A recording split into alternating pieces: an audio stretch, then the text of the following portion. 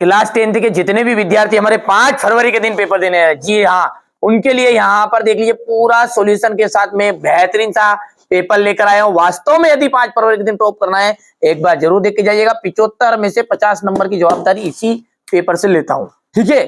पूरा रियल नहीं है, लेकिन हाँ स्वाभाविक बात है कि 50 नंबर का फंसेगा 100%, ये बात पक्की है। और नंबर चाहिए तो अब आगे आप देखिएगा। नवाब साहब ने खीरों की फाकों का क्या किया? खिड़की से बाहर फेंक। वाच्य में कितने प्रकार होते हैं? ठीक है, 3 प्रकार होते हैं। बाबूजी पाठ हमारे करते थे तो रामायण जी का पाठ करते थे। चलिए यहां से अपन बात करेंगे। प्रयोगवाद के कवि है रामधारी सिंह दिनकर। विनय पत्रिका तुलसीदास जी की रचना है। उत्साह जो हमारे वीर रस का स्थायी भाव है। देखिए यहां से रिक्त स्थान की बात करेंगे ना, तो नेताजी की जो मूर्ति है वो संगमरमर की बनवाई गई थी। हो गया इतना। यदि जोड़ी को हम देखेंगे तो कई अंकों वाली रचना नाटक हो गई है। पंचवटी का आपको मिलान करना है खंड काव्य से। मैया जो है वो कड़वा तेल लगाती, प्रत्येक का प्रतिधन एक, और आदमी जात का आदमी का पतित्व के देश में एकदम राइट रहेगा। अब है अगला, एक शब्द या एक वाक्य में उत्तर। शब्द शक्ति के कितने प्रकार होते हैं? देखिए शब्द शक्ति के 3 प्रकार होते हैं। कितने प्रकार? 3 प्रकार। शब्द शक्ति किसे कहते हैं? शब्द और अर्थ दोनों में संबंध बताने को के संबंध को क्या कहते हैं? शब्द और अर्थ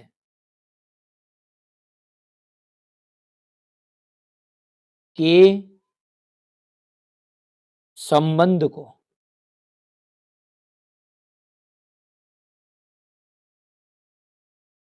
शब्द शक्ति कहते हैं। भोलानाथ सिसकना क्यों भूल गए? देखिए साथी बच्चों को खेलता देखकर। तो यहां पर पहले भर लेता हूं मैं। चलिए इसके बाद में कड़वी ककड़ी सा क्या लगता है? योग का संदेश।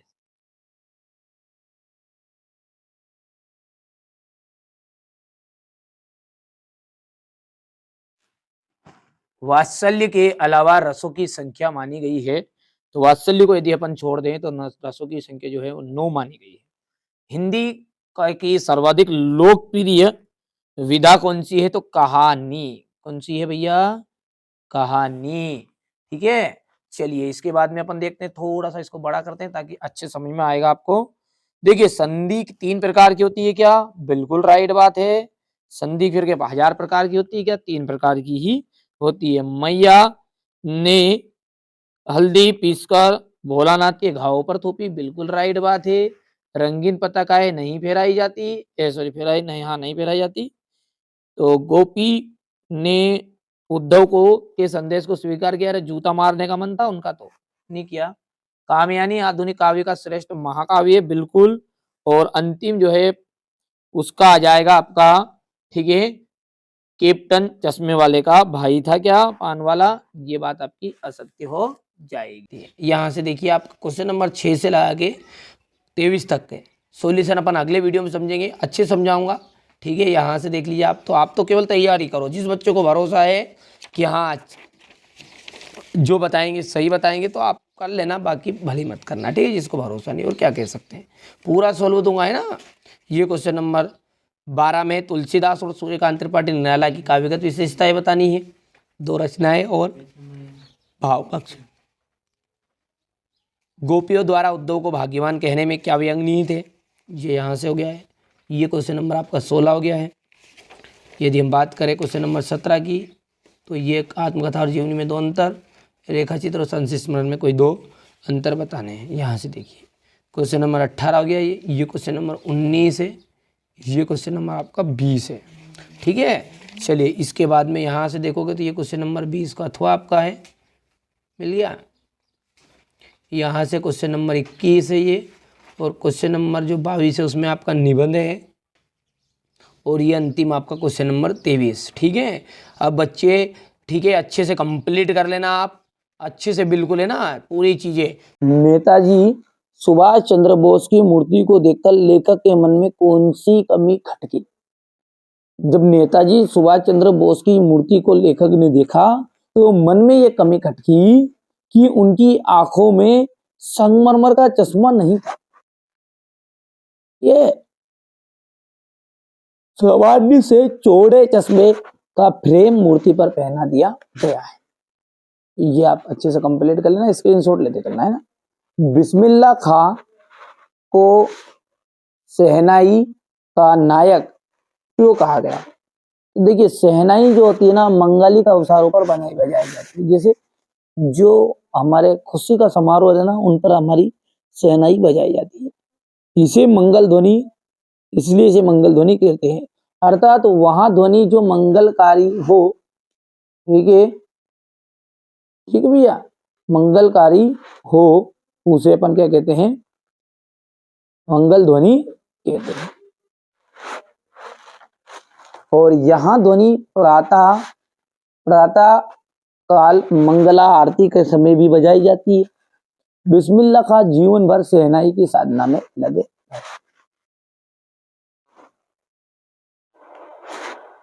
अब अगला है आपका, किन आवश्यकताओं की पूर्ति के लिए सुई और धागे का आविष्कार हुआ होगा?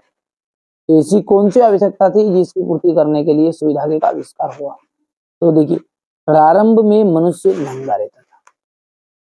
उस समय तन पर ढकने के लिए साधनों का कोई रूप नहीं था। सर्दी, गर्मी आदि से बचने के लिए तन ढकने का उपाय करने की जो भावना है, उसने ही सुई धागे का आविष्कार किया होगा।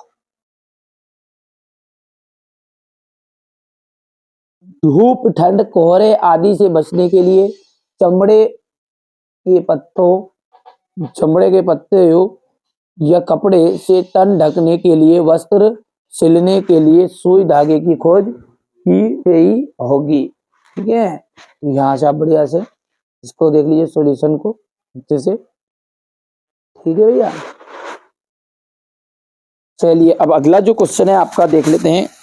ठीक है, भगत के व्यक्तिगत, ये भगत है ना, भगत के व्यक्तिगत और उनकी वेशभूषा का अपने शब्दों में चित्र प्रस्तुत कीजिए। देखिए बाल गोविंद जो भगत है ना, वो 60 वर्ष से भी अधिक आयु के थे। कितनी उम्र थी उनकी? 60 वर्ष, किंतु गोरे चिट्टे आदमी थे। उनके बाल सफेद हो गए थे। उनके बाल किस हो गए थे? सफेद हो गए थे। उनके माथे पर रामानंदी चंदन का टीका लगा होता था। ठीक है, उनके गले में तुलसी की बेडोल माला पड़ी रहती थी। ये आपका, ठीक है, ये आपका बाल गोविंद भगत का व्यक्तिगत की विशेषता है कि वो 60 वर्ष के थे, गोरे चिट्टे आदमी थे, बाल सफेद हो गए थे, उनके माथे पर रामानंदी चंदन का टीका हमेशा लगा रहता था, गले में तुलसी की माला पड़ी रहती थी। इस तरह से आप इसका सॉल्यूशन कर सकते हैं। अगला है आपका, राम वृक्ष बेनीपुरी अथवा यशपाल का साहित्य परिचय देना है। ठीक है, इनकी भाषा शैली बतानी है, रचनाएं बतानी। ये अपने एमपी बोर्ड में इतना ही आता है ना, कोई जीवन परिचय के अंतर्गत ज्यादा चीजें नहीं आती। चलिए तो इसका सॉल्यूशन दे देता हूँ। तो देखिए राम वृक्ष बेनीपुरी का जो जीवन परिचय ना, ये आपने इसमें यहाँ पर ये नहीं पूछता है ना कि कब इनका जन्म हुआ, क्या क्या किया, ये एमपी बोर्ड में नहीं आता है। यहाँ से जब भी आप पढ़ लेना थोड़ा सा इसको। रचनाएं देखिए, तो अतीतों के देश में, माटी की मूर्ति, लाल तारा और महाराणा प्रताप सिंह, ये इनकी प्रमुख रचनाएं हैं, है ना। आगे बढ़ते हैं तो भाषा शैली में अपन बात करें तो भाषा आ जाएगी। इनकी भाषा कैसी थी? व्यवहारिक थी। इनमें सजीव सरलता, ठीक है, इसमें सरलता, सुबोधता और सजीवता पाई जाती है। मुहावरे, कहावतें, ये मुहावरे कहावतों से भाषा की सुंदरता आ गई है। चलिए आगे देखते हैं शैली। इसकी शैली की जो विविध रूप है निम्न प्रकार के हैं। वर्णनात्मक शैली है, सबसे पहली क्या है? वर्णनात्मक शैली। इन्होंने किसी वस्तु अथवा, ठीक है, यहां पर आ जाएगा ये किसी वस्तु अथवा है, ये घटना का वर्णन करते हुए, ठीक है, करते समय इस शैली का उपयोग किया गया है। ठीक है, भावात्मक शैली, इस शैली, यहां शैली इनकी प्रधान शैली है। इसमें भावों की प्रबलता और मार्मिकता देखने को मिलती है। तीसरा है आपकी प्रतीकात्मक शैली। बेनीपुरी ने अपनी बात को सीधे सीधे ना कहकर प्रतीकों के माध्यम से कहा है। अब अगला है आलोचनात्मक शैली। तो बेनीपुरी की ने समीक्षा के समय आलोचनात्मक शैली का प्रयोग किया है। ठीक है भैया। अगला है आपका साहित्य में स्थान। इनका साहित्य में एक विशिष्ट स्थान है। ठीक है। तो इनका साहित्य में किस तरह का स्थान है कि महत्वपूर्ण स्थान है। एक देशभक्त और साहित्यकार के रूप में बेनीपुरी जी का जो नाम है वो साहित्य में अमर रहेगा। ठीक है। तो ये आप बढ़िया से कंप्लीट कर लेना है। इसके आगे आपका है यशपाल जी का। तो जैसा कि एमपी बोर्ड में ये आपका जीवन परिचय यहाँ से नहीं पूछता, रचनाओं से पूछता है। स्क्रीनशॉट ले सकते हैं आप। ये रचनाएं देखिए। ज्ञानदान, तर्क का तूफान, पिंजरे की उड़ान, झूठा सच, अमिता और देशद्रोही, ये इनकी प्रमुख रचनाएं है ना। चलिए आगे बढ़ते हैं और अगला देखते हैं अपन भाषा शैली। तो भाषा, यशपाल ने व्यवहारिक भाषा में साहित्य की रचना की। कौन सी भाषा में की उन्होंने? व्यवहारिक। इन्होंने तद्भव तत्सम शब्द का देशज विशेषे विदेशी शब्दों का इन्होंने प्रयोग किया है और मुहावरे और एवं लोकोक्तियों से आपकी भाषा में चमत्कार आ गया है। शैली, शैली में क्या है इनकी शैली के निम्नलिखित रूप देखने को मिलते हैं। वर्णनात्मक शैली, यशपाल ने घटना, स्थिति, वातावरण आदि पर वर्णनात्मक शैली का प्रयोग किया है। भावात्मक शैली, भावपूर्ण संदर्भों में भावात्मक शैली का प्रयोग हुआ है। विवेचनात्मक शैली, किसी विषय के विवेचन के लिए इस शैली का प्रयोग इन्होंने किया है। हास्य व्यंग्यात्मक शैली, ठीक है। इस शैली में यशपाल ने बड़े सटीक व्यंग तथा हास्य का व्यंग विधान किया है। चलिए अगला देखते हैं। तो साहित्य में स्थान है। इनका साहित्य में एक विशिष्ट स्थान है। इनके लेखन के लिए ये निरंतर स्मरणीय किए जाएंगे। अब देखिए क्वेश्चन नंबर जो 9 है ना, इसमें आपका मुहावरा दे गया, अंधों में काना राजा, तो मूर्खों में मध्य अल्पज्ञ। 5वीं पास राजेश के गांव में सभी अनपढ़ है, इसलिए अपने गांव में वहां अंधों का काना राजा के समान। यहाँ से आप देख सकते हैं। ये बढ़िया से आप कंप्लीट भी कर सकते हैं, कोई ज्यादा प्रॉब्लम नहीं है इसमें, सिंपल से हैं। ठीक है। ये क्वेश्चन नंबर 10 हो गया है। इसका अथवा है, लेखक के अनुसार प्रत्यक्ष अनुभव की अपेक्षा अनुभूति उनके लेखन में ही अधिक मदद करती है, क्यों? तो प्रत्यक्ष अनुभव की घटित होते रहते देखा जा सकता है। ठीक है। तो यहाँ से आप इसको सॉल्यूशन के साथ देख सकते हैं। नई कविता की 2 प्रमुख विशेषताएं, प्रयोगों की नवीनता, लघु मानववाद, प्रतिष्ठा। नई कविता के 2 प्रमुख कवि हैं, नरेश मेहता, कुंवर नारायण सिंह। हो गया इतना। इसके बाद में हम बात करें क्वेश्चन नंबर आपका जो 12 है उसको देखते हैं। देखिए यहाँ से देख सकते हैं आप तुलसीदास जी का जो जीवन परिचय, इसमें ये मैंने पहले ही बता दिया आपको कि एमपी बोर्ड में ये चीजें नहीं पूछी जाती है, यहाँ से पूछी जाएगी रचनाओं से, है ना। तो रामचरितमानस, कवितावली, गीतावली, दोहावली, बरवे रामायण, जानकी मंगल, विनय पत्रिका, हनुमान बाहु, ये सब क्या है? तुलसीदास जी की रचना। यदि हम बात करें तो इनकी काव्यगत विशेषता होगी, तो यहाँ से देख सकते हैं भाव पक्ष, है ना, भक्ति भावना। तुलसीदास जी सगुण ईश्वर को मानते थे। उनकी भक्ति में असीम दैन्य अनन्य आत्मा का समर्पण है। ये हो गया उनका भाव पक्ष में पहले भक्ति भावना। दूसरा जाएगा समन्वयवादी विचार। उनका दृष्टिकोण समन्वयवादी रहा है। राम भक्त होते हुए भी ये सभी देवी देवताओं को वंदना की। अच्छा बात यहाँ पर आती है कि 2 नंबर का आएगा सर, तो इतना बड़ा लिखेंगे क्या? नहीं, फिर अपन क्या करते थे, हेडिंग भी लिख सकते हो बस। लोक मंगल का भाव, रसों की प्रधानता। तो तुलसीदास जी रस सिद्ध कवि एक तरह के। इन्होंने कविताओं में श्रृंगार रस, शांत रस, वीर रस का अद्भुत चित्रण किया है। ठीक है। इसके बाद में यदि हम आगे की बात करें तो रसों की प्रधानता हो गई, अद्भुत रसों का इन्होंने प्रयोग किया है। कला पक्ष, कला पक्ष के अंतर्गत आ जाएगा इसका भाषा, तो तुलसीदास जी ने ब्रज और अवधी भाषा को अपनाया है। जहां तहां अरबी फारसी को भी ये भोजपुरी बुंदेलखंडी भाषाओं के शब्द भी इनमें मिल जाते हैं। चलिए तब इसके आगे आप कंप्लीट कर लीजिएगा। यहाँ से देखिए छंद में तुलसीदास जी ने चौपाई, दोहा और सवैया, कविता आदि छंदों का प्रयोग किया है ना। इस तरीके से अपन आगे बढ़ते हैं तो ये आपकी शैली हो जाएगी और ये साहित्य में स्थान। चलिए इसके बाद में जो अगला है ना वो आपका है सूर्यकांत त्रिपाठी निराला का, है ना।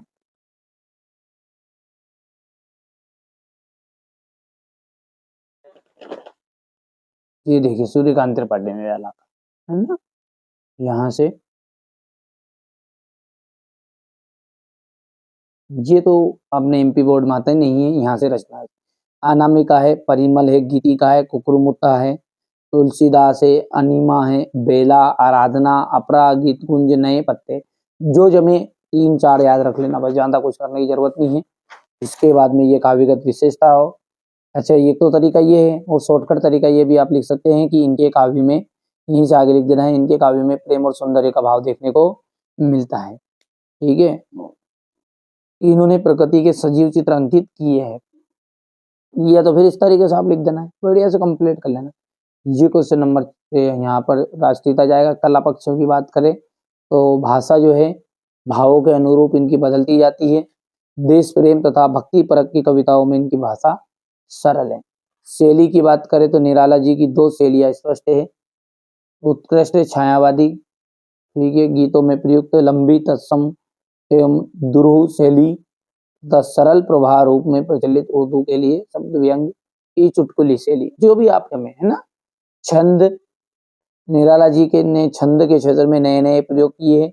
आपने तुकांत एवं अतुकांत दोनों प्रकार के छंदों में छंद लिखे हैं। मुक्तक छंद को आपने ही जन्म दिया है।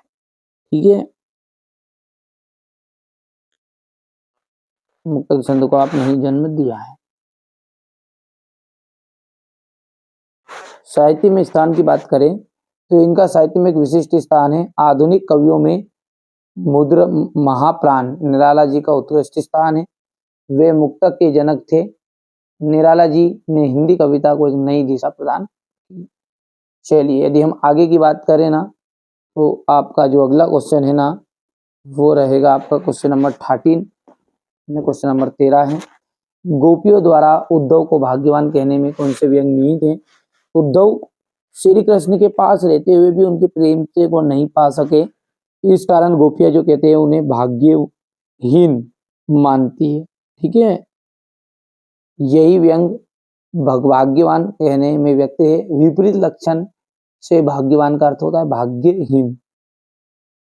संगीतकार किन किन रूपों में गायक गायिका की मदद करता है? अकेलापन के असहास को बचाते हैं। यहाँ से आप स्क्रीनशॉट ले लेना ना। ये क्वेश्चन नंबर 13 हो गया है। ये क्वेश्चन नंबर 14 पढ़ोगे जिसमें याद हो जाएंगे, बहुत सिंपल लैंग्वेज में लिखे हैं। ठीक है, क्योंकि केवल यही आपके लिए यहाँ पर बताया जा रहा है। आपकी बार 90 पार, जिन बच्चों ने वास्तव में 90 पार का सपना बनाया रखा है कि हाँ हमें 90 पार ही जाना है, तो उनके लिए ये वीडियो बहुत ही महत्वपूर्ण साबित होगा। महाकाव्य और खंड काव्य में अंतर। महाकाव्य में क्या होता है, पात्रों की संख्या अधिक होती है, इधर पात्रों की संख्या कम होती है। जब इसमें पात्रों की संख्या अधिक है तो बड़ा आकार रहेगा, छोटा आकार रहेगा। इसमें जीवन का संपूर्ण चित्रण होता है ना। थोड़े से और बिंदु आप लिखना चाहे तो यहाँ से बढ़िया से अच्छे से लिख लेना आपको कि ये देखिए महाकाव्य में नायक का महान होना आवश्यक है, खंड काव्य में ऐसा जरूरी नहीं है। उदाहरण रामचरितमानस और जानकी मंगल, यहीं से आपको पूरा कर लेना है। ये लो स्क्रीनशॉट। ठीक है भैया, चलिए इसके बाद में यहाँ से देखिएगा स्थायी भाव और संचयी भाव में अंतर। स्थायी भाव जो होते हैं ना वो क्या है वास्तव में, जो हमारे रस होते हैं, रस बोलते हैं ना अपन, श्रृंगार रस, ठीक है, हास्य रस, करुण रस, ठीक है, करुण रस के बाद में आपका भयानक रस हो गया है। ये जो रस है इन सभी के स्थायी भाव है। तो 10 रस है और 10 ही के स्थायी भाव यहाँ पर। और संचारी भाव जो है वो 33 माने गए हैं। ठीक है, एक रस का एक ही स्थायी भाव होता है और एक रस में कई संचारी भाव होते हैं। यहाँ स्थायी रूप से हृदय में विद्यमान है, यहाँ कुछ समय रेखा समाप्त हो जाते हैं।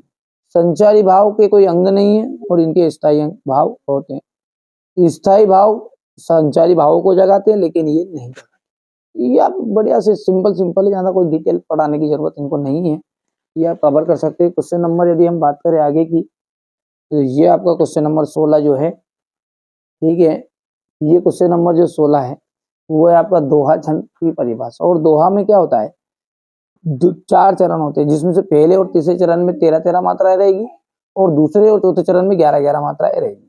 यानी ये आपका एक अर्ध सम्मात्रिक छंद है, ठीक है। उदाहरण है, रई मन पानी राखी है, बिन पानी सब सून, पानी गए ना उभरे, मोती माने सुन। जो भी आपका जो दोहा रहे ना, कोई सा दोहा लिख सकते हैं, ठीक है। मानवीकरण अलंकार की परिभाषा यहाँ से देख लीजिएगा, आप करना कंप्लीट है ना। आगे बढ़ते हैं, तो ये आपका यहाँ से रहेगा, ठीक है भैया। अगला देखिए, आत्मकथा और जीवनी में अंतर, तो 2 यहाँ पर है, ये तीसरा अंतर यहाँ पर आप लिख सकते हैं। तो इसे 4 अंतर करिएगा आप, ठीक है। संस्मरण और रेखा चित्र में अंतर है ना।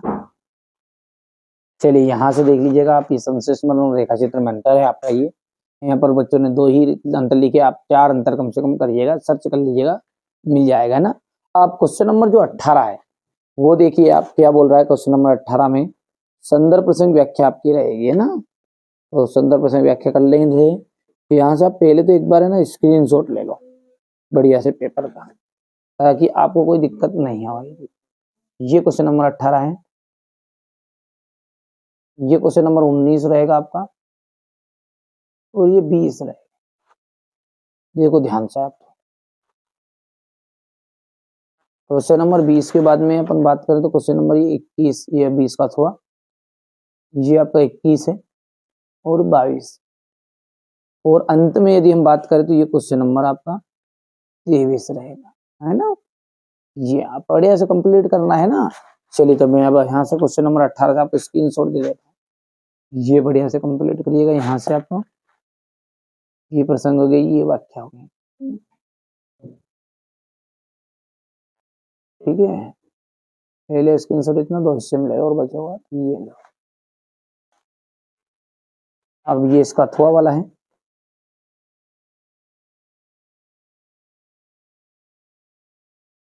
ये इसकी व्याख्या है। ये राष्ट्रीय एकता पर आपको अनुच्छेद लिखना था, यहाँ से देख सकते हैं। और आतंकवाद पर 2 दोस्तों के बीच में यहाँ पर आपको संवाद लिखना है। ये यहाँ से आप बढ़िया से कंप्लीट करना है।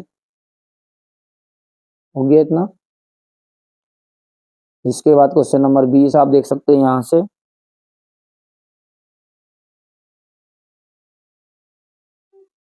हो गया इतना प्रसंग, ये व्याख्या है।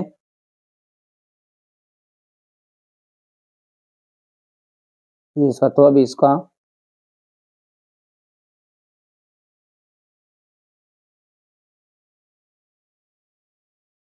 ये क्वेश्चन नंबर 21 आपका रहेगा।